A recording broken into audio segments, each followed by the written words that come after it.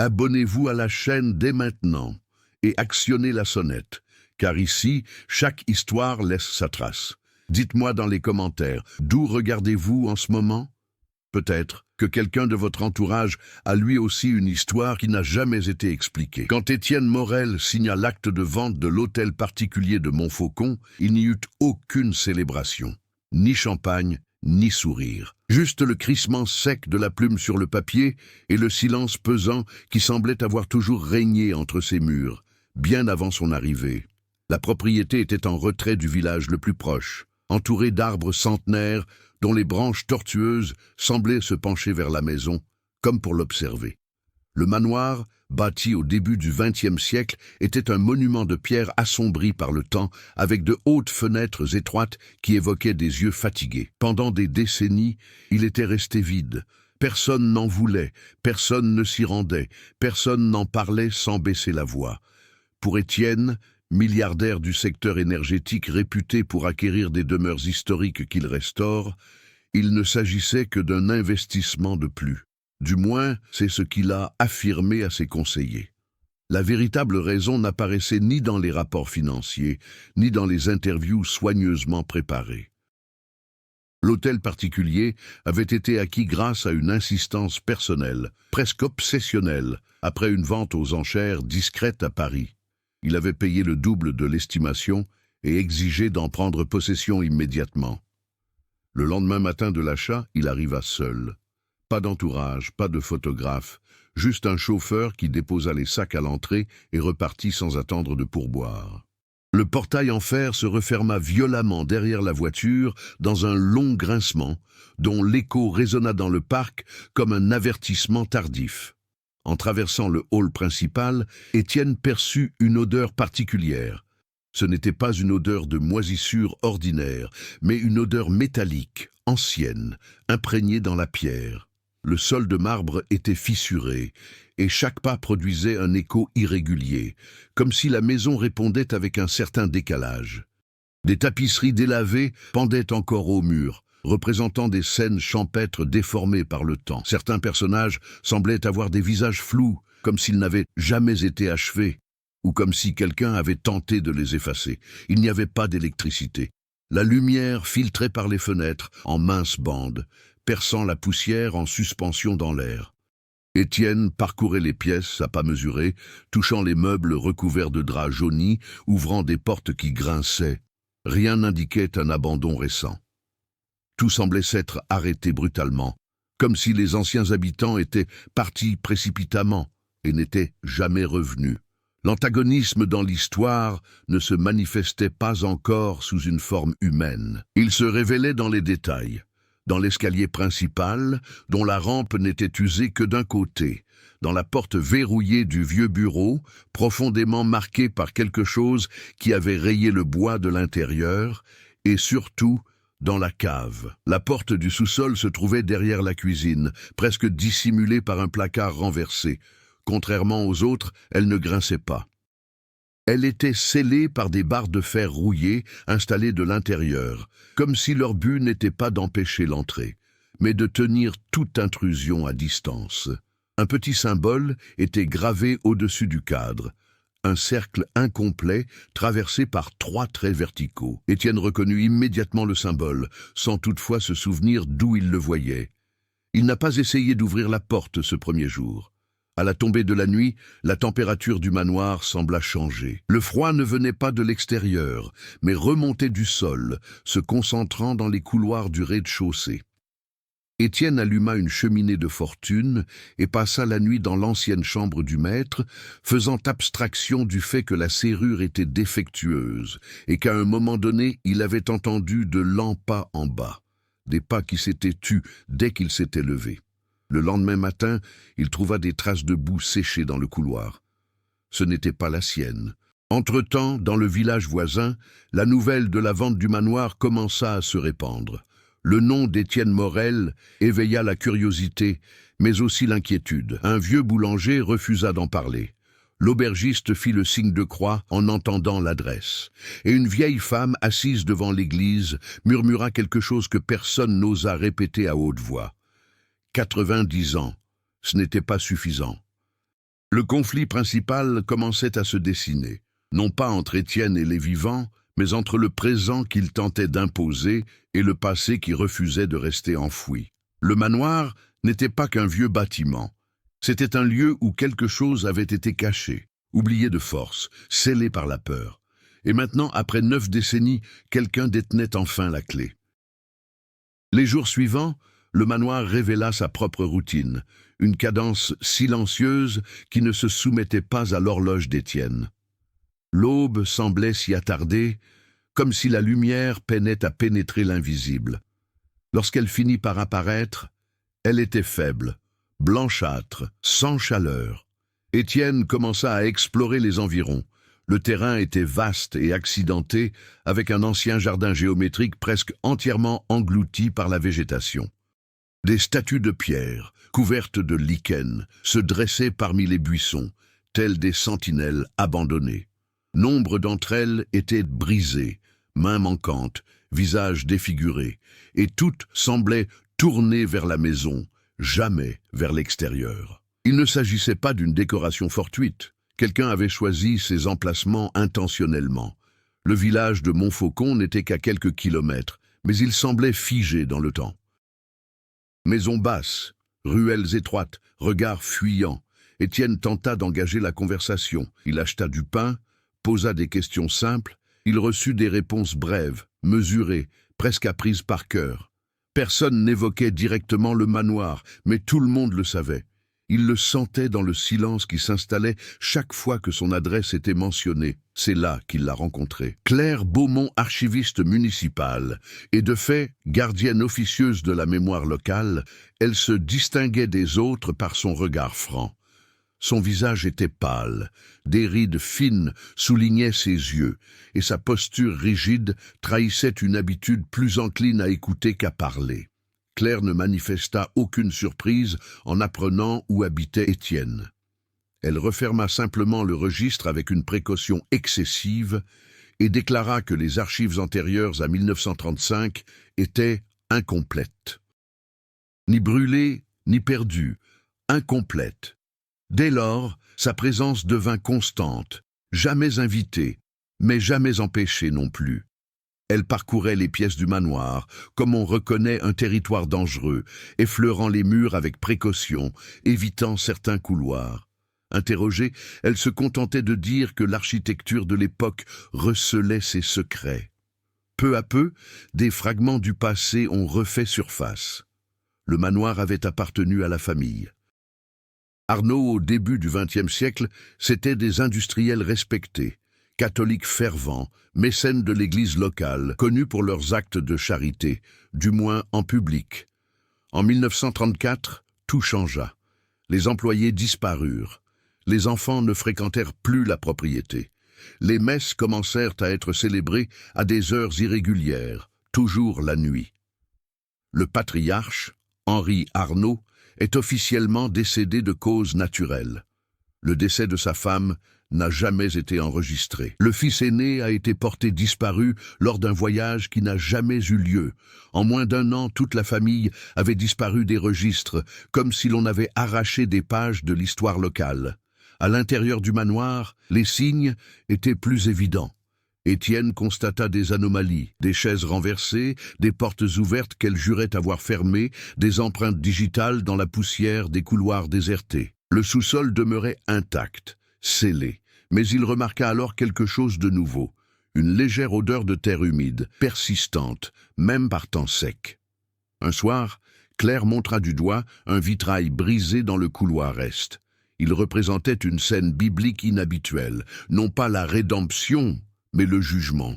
Les personnages étaient agenouillés, le visage couvert, tandis qu'une forme indistincte les observait d'en haut. Le visage de cette entité avait été violemment arraché.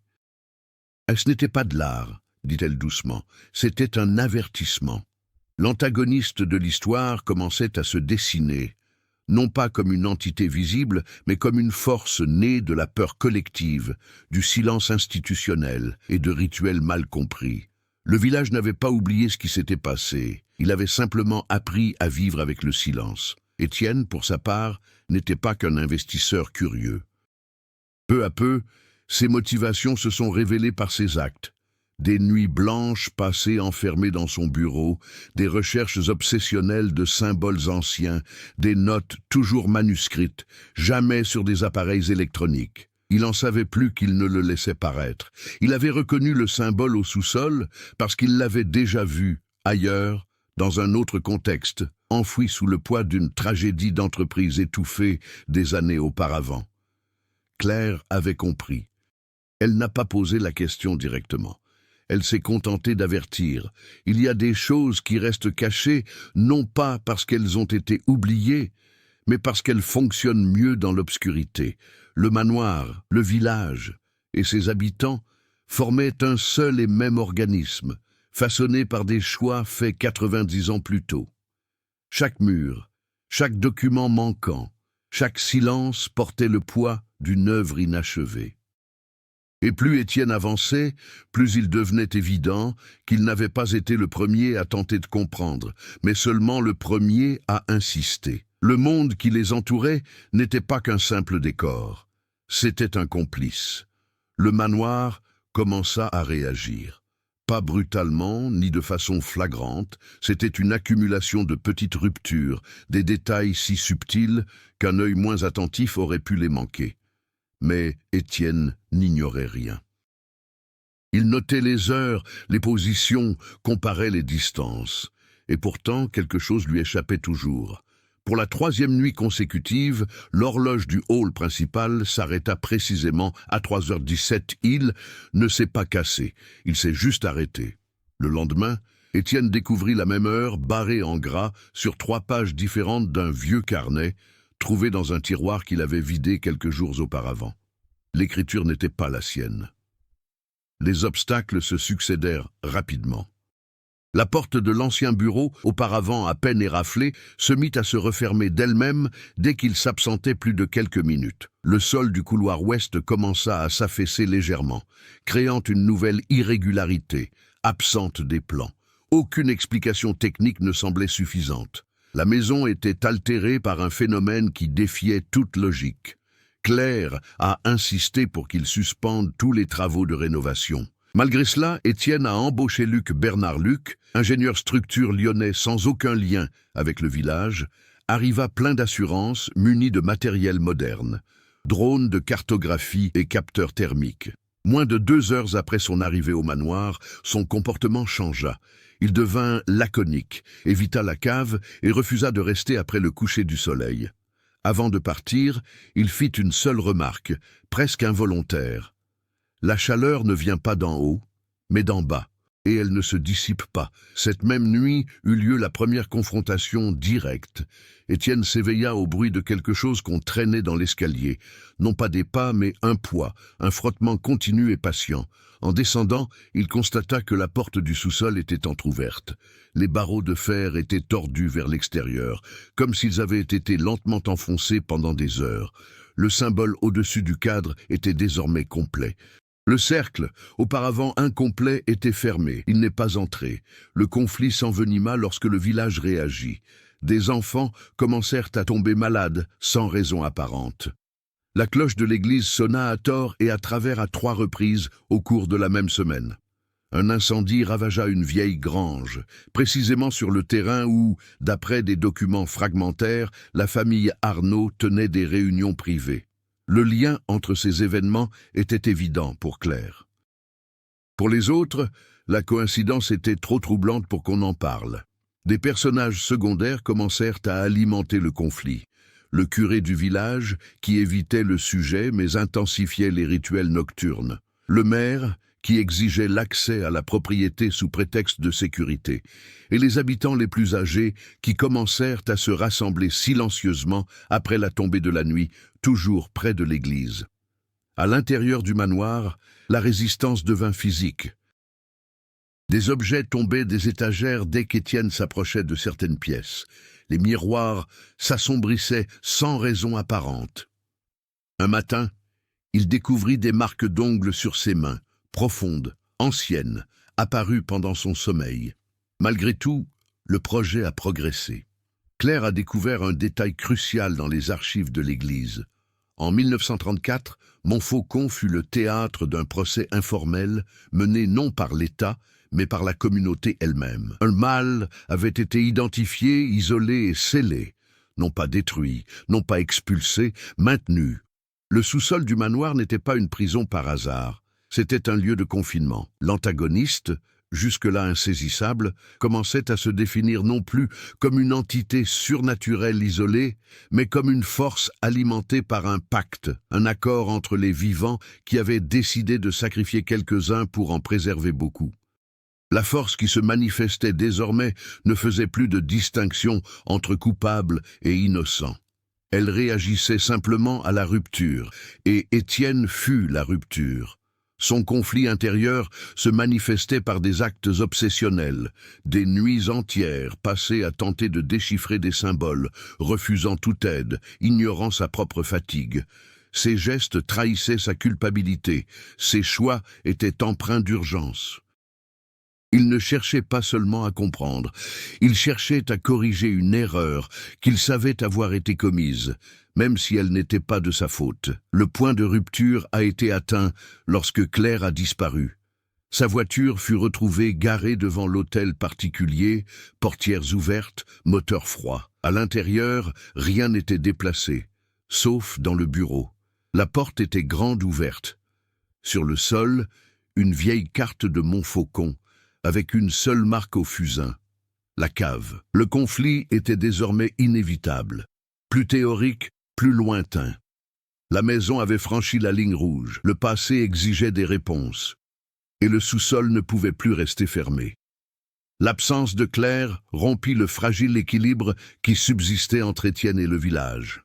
Aucune recherche officielle, aucun communiqué, seulement des portes closes et des regards fuyants, empreint d'une culpabilité silencieuse, comme si chacun savait où elle était et s'en était accommodé. Cette omission devint la première intrigue secondaire. Convention collective Étienne comprit que Montfaucon ne fonctionnait pas comme une communauté classique, mais plutôt comme un organisme conditionné à réagir à la peur par un silence coordonné.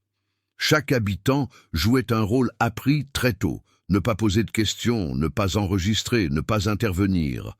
Il commença à observer les coutumes locales.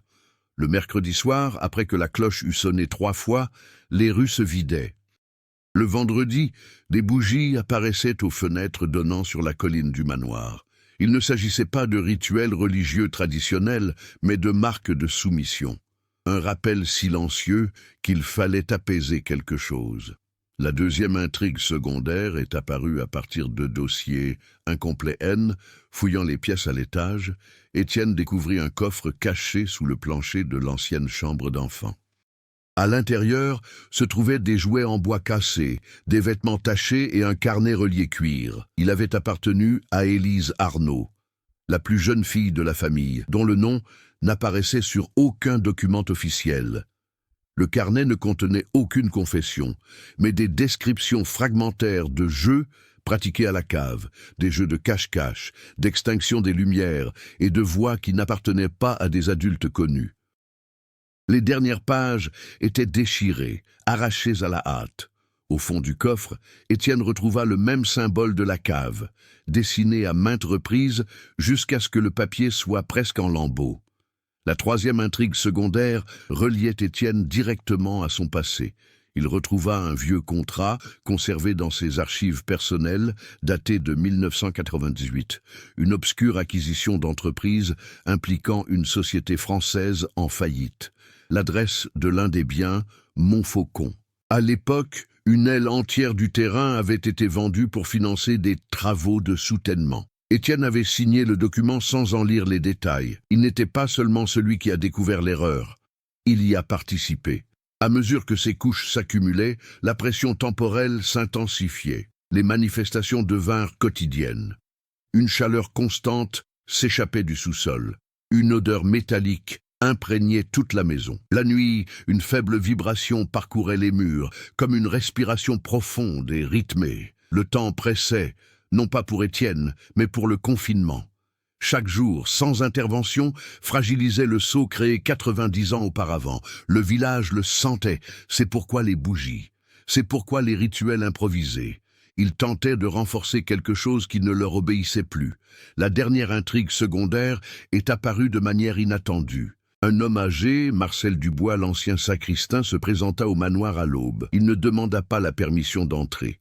Il franchit simplement le portail ouvert et déposa sur la table de la cuisine un objet enveloppé dans un épais tissu. Une lourde clé rouillée, marquée du symbole complet. Marcel n'a rien demandé en retour. Il a simplement dit « Elle n'aurait pas dû y aller seule. Aucun de vous n'aurait dû. » Et il est parti. Les intrigues secondaires convergeaient désormais vers un même point. La révélation que l'antagoniste n'était pas une erreur isolée du passé, mais un système perpétué par des générations successives. Enfants, documents, entreprises, foi, tout avait été utilisé pour maintenir ce même silence.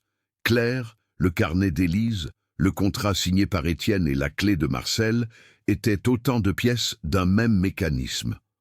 On ne pouvait en négliger aucune sans rompre la cohérence de l'ensemble. Le conflit principal s'est complexifié, non pas en s'étendant, mais en se refermant comme un piège. Il n'y avait plus d'échappatoire. Toutes les histoires menaient au même point. Et, pour la première fois, Étienne comprit. Ouvrir la porte ne serait pas un acte de courage, mais de responsabilité. Étienne n'attendit pas la tombée de la nuit. La décision fut prise en silence, sans discussion, ni mise en scène. Il prit simplement la clé que Marcel lui avait laissée, enfila son épais manteau et traversa le couloir menant à la cuisine. Le manoir sembla retenir son souffle. Aucun craquement, aucun grincement, juste une faible vibration, désormais plus intense, concentrée derrière la porte du sous-sol. La clé s'emboîtait parfaitement, trop beau pour être vrai, comme si elle avait été faite sur mesure pour ce moment précis. Lorsque la porte s'ouvrit, l'air qui s'en échappa n'était ni froid ni chaud. Il était dense, lourd. Une odeur métallique se mêlait à une autre, plus ancienne, organique, impossible à identifier. L'escalier descendait en spirale, contrairement au reste de la maison. Les murs n'étaient pas en pierre, mais en béton brut, renforcés par des couches successives, chacune marquée de symboles gravés à la hâte, comme si différentes mains avaient participé à sa construction au fil du temps. En descendant l'escalier, Étienne s'aperçut que l'espace ne correspondait pas aux dimensions du manoir. Le sous-sol était plus grand à l'intérieur, beaucoup plus grand. Au centre de la salle principale, il trouva Claire. Elle était vivante. Attachée à une structure métallique fixée au sol, consciente mais immobile, aucune blessure n'était visible. La terreur se lisait dans ses yeux, non dans son corps. Devant elle, un cercle complet occupait le sol, le même symbole, désormais en 3 dimensions, formé de profondes rainures remplies d'une matière sombre qui semblait absorber la lumière. Et alors, Étienne comprit. Ce qui avait été scellé là 90 ans plus tôt n'était pas une entité aléatoire. C'était une fonction, un mécanisme conçu pour contenir quelque chose de pire encore, non pas un monstre extérieur, mais une conséquence inévitable des choix humains faits dans cette région pendant des décennies. Disparition, abus, sacrifices déguisés en foi. La chose dans la cave était le résultat accumulé de ces actions, condensées en une présence qu'il fallait nourrir ou maintenir isolée. La révélation ne vint pas par les mots, mais par la réaction. Le cercle se mit à palpiter à l'approche d'Étienne. Des images fragmentées envahirent sa perception. Des enfants cachés dans l'obscurité, des mains poussant des portes, des prêtres bénissant ce qu'il ne fallait pas toucher, des contrats signés sans les lire, y compris le sien. Le tournant n'a pas été la découverte de ce qui était là, c'était la compréhension, parce que il s'est laissé prendre au jeu.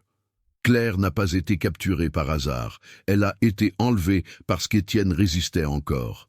Elle était le dernier élément qui le contraignait à choisir. Le village ne voulait pas la libération, il voulait un remplacement. 90 ans plus tôt, quelqu'un avait endossé le rôle de gardien ultime, non par courage, mais par contrainte. Le sceau ne fonctionnait pas de lui-même.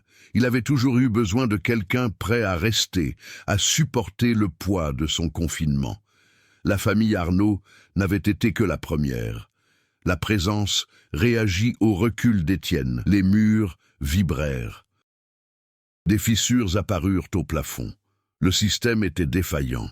Sans nouveaux gardiens, ce qui était contenu se propagerait, non pas par une attaque physique immédiate, mais par une lente dégradation.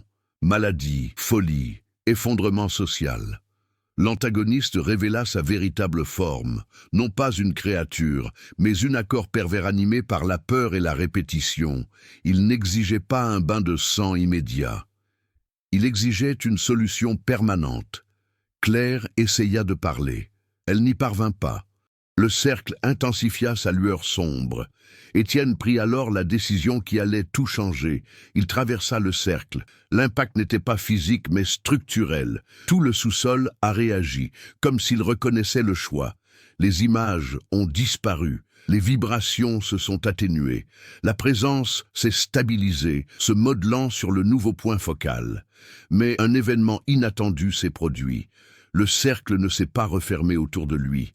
Au lieu de cela, il a commencé à se débarrasser d'eux. Les marques au sol se fissurèrent. Les symboles sur les murs s'effacèrent un à un. Le système n'avait pas été conçu pour quiconque y entrait volontairement, mais seulement pour ceux qui y étaient contraints. L'acte conscient brisa la logique qui le sous-tendait. La révélation finale du point de bascule fut brutale.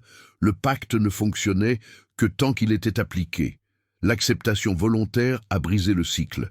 La présence réagit violemment. Non pas contre Étienne, mais contre la structure elle-même. La cave commença à s'effondrer. Il libéra précipitamment Claire, l'attirant hors du cercle tandis que le sol se fissurait sous leurs pieds. Le sceau n'était pas transféré. C'était en train d'être détruit. Et cela signifiait que les conséquences seraient immédiates. L'effondrement n'était pas explosif. Il était progressif, inexorable, comme un organisme qui se décompose de l'intérieur.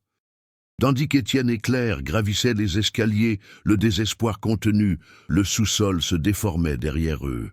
Le sol ondulait, les murs se fissuraient en lignes irrégulières, et l'air devenait presque irrespirable, lourd de poussière et d'une substance ancienne qui s'était détachée du béton. Lorsqu'ils atteignirent la cuisine, toute la maison trembla. Les vitres des étages supérieurs volèrent en éclats. Les statues du jardin se brisèrent en deux. Le symbole sculpté au-dessus de la porte du sous-sol disparut tout simplement, laissant la pierre lisse, comme si elle n'avait jamais été touchée. Le mécanisme qui avait maintenu le confinement pendant 90 ans était hors service. La réaction fut immédiate et généralisée. Dans le village, la cloche de l'église sonna sans que personne ne l'ait sonnée.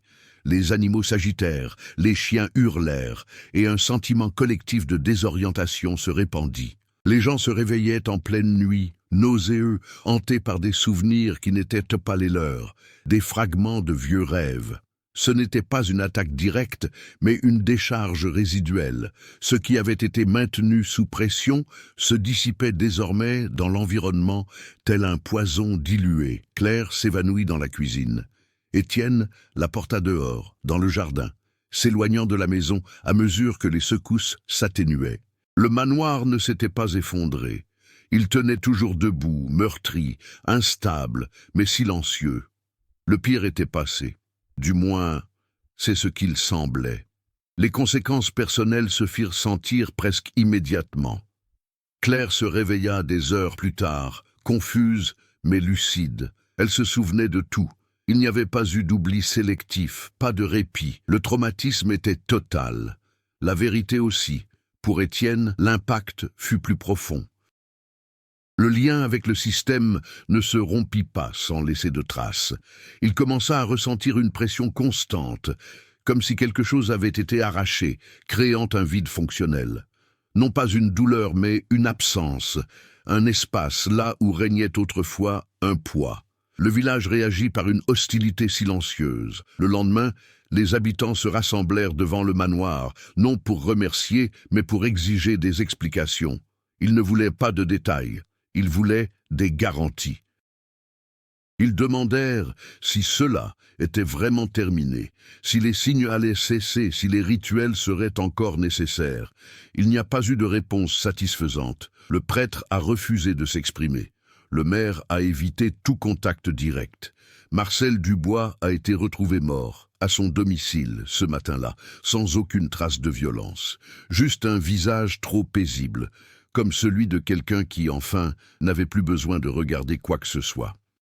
Les conséquences structurelles continuaient de se manifester. De vieux documents réapparurent dans les archives de l'Église, comme s'ils n'en avaient jamais été retirés. Des dossiers d'enfants disparus refirent surface dans des cartons oubliés. Dates, noms, signatures, tout ce qui avait été effacé commença à ressurgir, obligeant le village à affronter ce qu'il avait dissimulé. L'antagoniste, désormais démantelé en tant que système, a laissé des traces sous la forme d'une culpabilité collective. Il n'y avait plus d'échappatoire à cette responsabilité. Sans retenue, le poids s'est abattu sur les vivants. Pour Étienne, la réaction la plus significative s'est manifestée par une décision extérieure. Les autorités régionales ont annoncé l'ouverture d'une enquête officielle. Le manoir a été placé sous scellé. L'affaire, enfin, a échappé au contrôle local.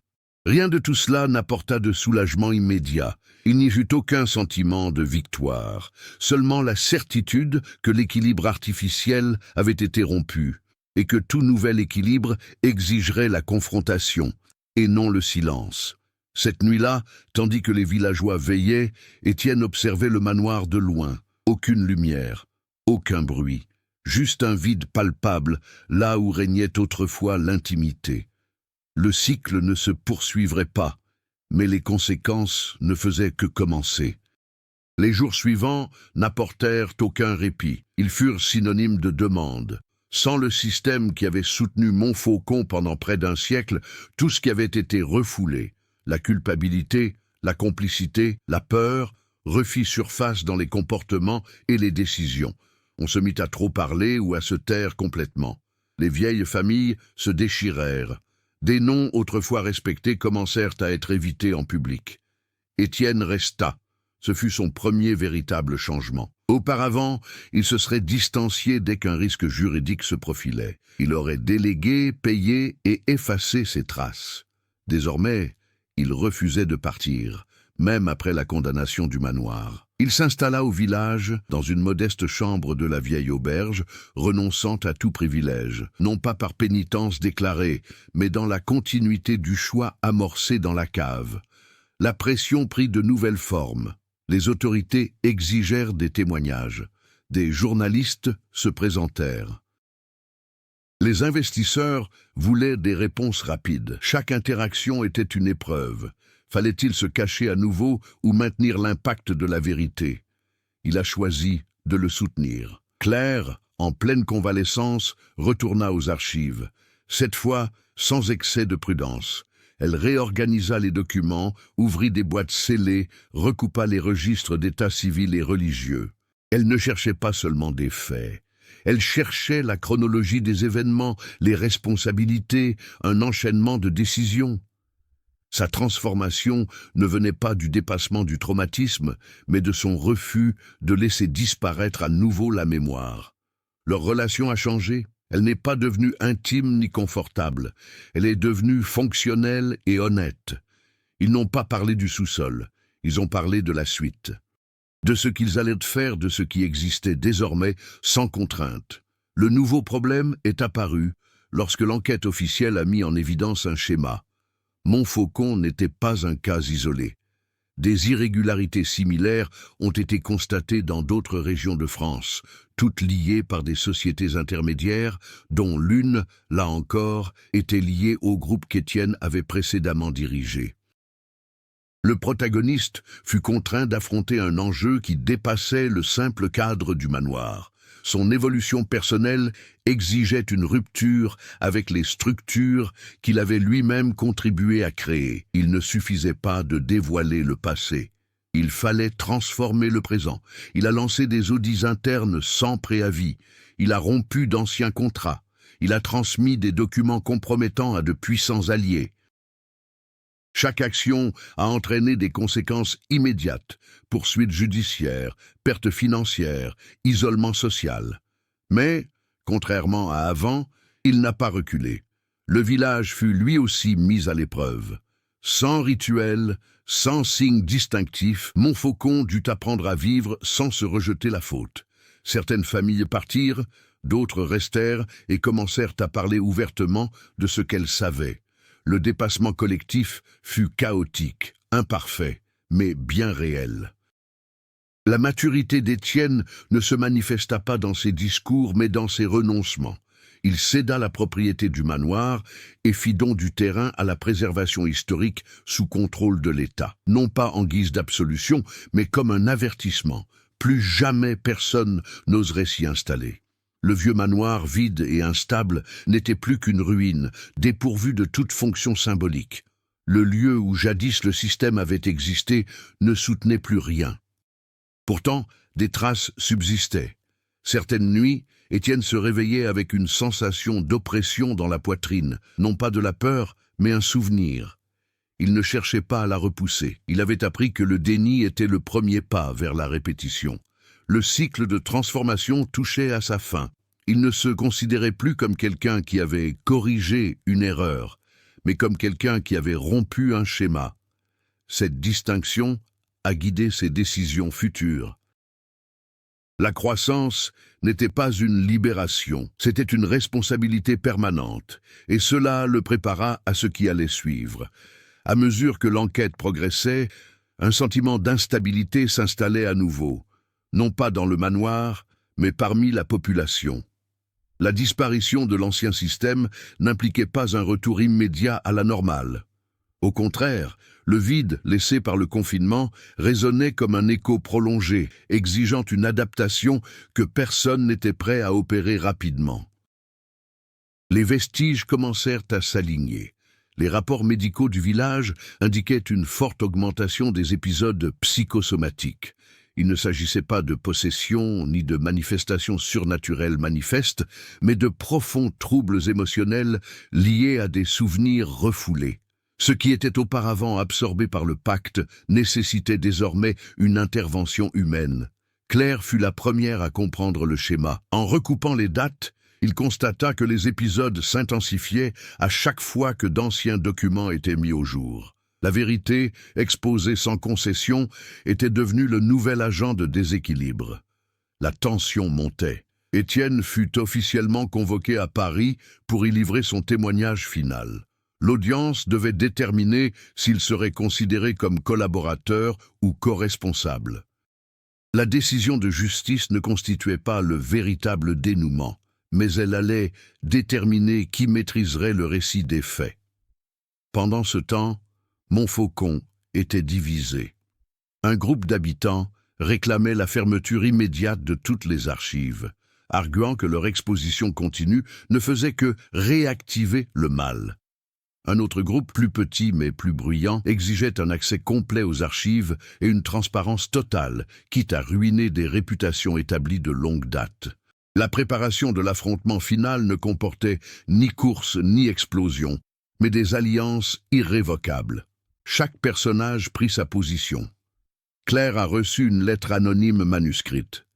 À l'intérieur, une seule phrase. « Si le cercle n'existe plus, il faudra bien que quelqu'un mette fin à l'histoire. » Il n'y avait pas de menace directe, juste un avertissement. Le dernier obstacle est apparu lorsqu'Étienne a eu accès à un document classifié, un rapport interne du ministère de l'Intérieur daté de 1940. Le texte confirmait que l'État français avait eu connaissance du mécanisme d'endiguement et avait choisi de ne pas intervenir, le considérant comme localement fonctionnel. La révélation fut dévastatrice. Le pacte n'était pas seulement communautaire ou religieux, il était institutionnel. Le dévoiler aurait des répercussions sur des structures bien plus vastes que Montfaucon. Le point culminant approchait, car il n'y avait plus de juste milieu. Soit la vérité serait présentée dans son intégralité, reconnaissant l'effondrement politique et social qui en résulterait, soit une partie serait à nouveau occultée, cette fois sous une justification moderne. Étienne et Claire eurent leur première dispute directe. Non pas au sujet du passé, mais sur les limites de ce qui devait être révélé. Aucun consensus ne se dégagea immédiatement. La tension ne provenait pas d'un désaccord, mais de la conscience que tout choix engendrerait une nouvelle forme de souffrance. À la veille de la déposition, Étienne retourna sur la colline du manoir. Il n'entra pas. Il se contenta d'observer. L'endroit était trop silencieux, presque neutre. Aucune pression, aucun signal. C'est ce qui a rendu la décision si difficile. En l'absence d'antagonistes visibles, le dénouement dépendrait exclusivement des choix humains. Il n'y aurait ni entité à blâmer, ni système pour absorber les conséquences. Les préparatifs étaient terminés lorsque Claire décida d'accompagner Étienne à Paris, emportant avec elle des copies complètes des dossiers, y compris ceux que l'État avait préféré oublier. La confrontation ne serait pas physique, ce serait narratif, moral et irréversible. La salle de réunion parisienne était tout sauf solennelle. Point de grandeur historique, point de symbolisme architectural. Fonctionnelle et froide, elle était conçue pour paraître neutre et précisément pour cette raison dangereuse. Là, les décisions se prenaient non par émotion, mais par opportunisme. Étienne était assis seul à la table centrale. Claire restait au fond, autorisée uniquement en tant qu'observatrice technique. Les membres du comité entrèrent un à un, portant des dossiers identiques, avec des expressions apprises par cœur et la même question sous-jacente. Jusqu'où cela ira-t-il? Le point culminant a commencé sans prévenir. Les premières heures furent prévisibles. Questions sur l'acquisition de la maison, d'anciens contrats, des omissions administratives. Étienne répondait avec précision, sans chercher à se protéger plus que nécessaire. Chaque réponse était une limite franchie, volontairement. Puis vint la tentative de confinement moderne. L'un des membres, d'un ton calme, a suggéré que la publication intégrale des dossiers pourrait réactiver des tensions sociales inutiles et qu'une version résumée, axée sur les responsabilités individuelles déjà assumées, serait plus fonctionnelle. Ces mots ont fait écho dans la salle. Fonctionnelle. C'était le même argument qu'en 1934, le même raisonnement qui avait créé le sous-sol. Le moment décisif ne fut pas une accusation, mais un long silence qui suivit cette suggestion. Une occasion rêvée pour Étienne d'accepter le nouveau pacte, plus propre, plus légal, mais structurellement identique. Il n'a pas répondu immédiatement. Il a donc demandé l'autorisation de présenter un document supplémentaire. Lorsque le fichier fut projeté sur l'écran, l'atmosphère changea. Ce n'était pas un rapport technique, mais inscriptions croisées noms d'enfants disparus, décisions administratives, contrats commerciaux, signatures officielles. Tout est lié, tout est vérifiable, rien de surnaturel. Le retournement de situation était évident. Le véritable antagoniste n'était jamais ce qui se trouvait au sous-sol, mais l'efficacité avec laquelle les systèmes humains transformaient les atrocités en solutions administratives. Étienne ne fit pas de discours. Il se contenta d'une seule phrase. Ce qui était contenu n'était pas maléfique. C'était la conséquence du refus d'assumer ses responsabilités. L'impact fut immédiat. Aucun argument technique ne permettait de le neutraliser sans reproduire à l'identique l'erreur initiale. Toute tentative de synthèse serait désormais perçue comme une répétition délibérée. Claire fit le premier pas. Rompant avec le protocole, elle déposa les copies physiques des dossiers complets sur la table. Elle ne demanda pas la permission. Elle dit simplement « La différence entre aujourd'hui et 1934 est simple. Aujourd'hui, tout le monde le sait. Le point culminant fut la décision finale du comité. Ouvrir une enquête publique complète et sans censure. Non par vertu, mais parce qu'il n'était plus possible de garder le silence sans révéler la vérité au grand jour. » La transformation d'Étienne devint alors manifeste. Non pas en héros, ni en rédempteur, mais en homme refusant d'endosser la responsabilité finale. Il n'en sortit pas absous, il en sortit exposé, et il l'accepta. Dehors, les journalistes attendaient. Les gros titres paraissaient avant même l'annonce officielle. Le nom de Montfaucon se répandait, non comme une légende, mais comme un exemple. La conséquence immédiate fut un chaos maîtrisé. Procès, démission, excuses publiques. Des institutions jusque-là intouchables furent contraintes de réagir. Il n'y eut pas d'effondrement social, comme on le craignait, mais seulement un malaise persistant. Le point culminant ne s'est pas terminé par des applaudissements, mais par quelque chose d'encore plus rare, l'impossibilité de faire marche arrière. Quand Étienne quitta l'immeuble, il sentit de nouveau la pression dans sa poitrine. Puis, pour la première fois depuis la cave, elle cessa. Non pas que tout fût résolu, mais parce qu'on n'enfonçait plus rien. Le cycle était véritablement brisé. L'ouverture officielle de l'enquête n'a pas apporté de réponse immédiate, mais seulement de nouveaux développements. Ce qui était autrefois un secret local est devenu un processus public, lent et pénible. Montfaucon a cessé d'être un lieu oublié sur la carte pour devenir un point de référence, non pas d'horreur surnaturelle, mais d'une omission prolongée. Les conséquences finales ont commencé à se manifester au fil du temps. Le village changea irrémédiablement. Certaines familles, plus âgées, partirent, incapables d'accepter la révélation des noms qui avaient alimenté leur silence pendant des générations.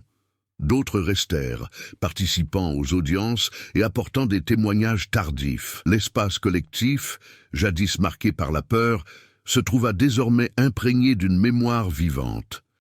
Il n'y eut pas de réconciliation complète, mais la vérité fut établie. Le manoir fut officiellement classé site historique protégé. Aucune restauration ne fut entreprise. Le tourisme y fut proscrit. Seul un périmètre visible, sans symbole, fut délimité. Le sous-sol fut scellé, non pour dissimuler quoi que ce soit, mais pour éviter que cela ne se reproduise. Aucune force n'y était maintenue, seulement le vide et le béton brisé. Claire publia un rapport complet, joint aux archives du tribunal. Elle ne rédigea aucun récit émotionnel et ne chercha aucune interprétation symbolique. Elle se contenta d'organiser les faits, les dates, les décisions et leurs conséquences.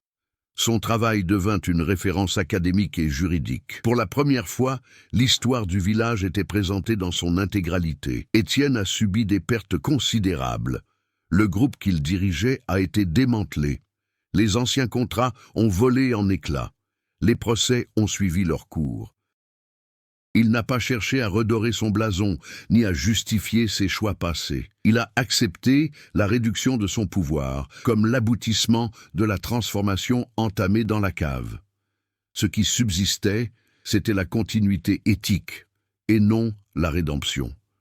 Il n'y avait pas de sentiment d'apaisement total. Certaines victimes ne seraient jamais identifiées. Certaines décisions resteraient sans que personne n'en soit tenu responsable.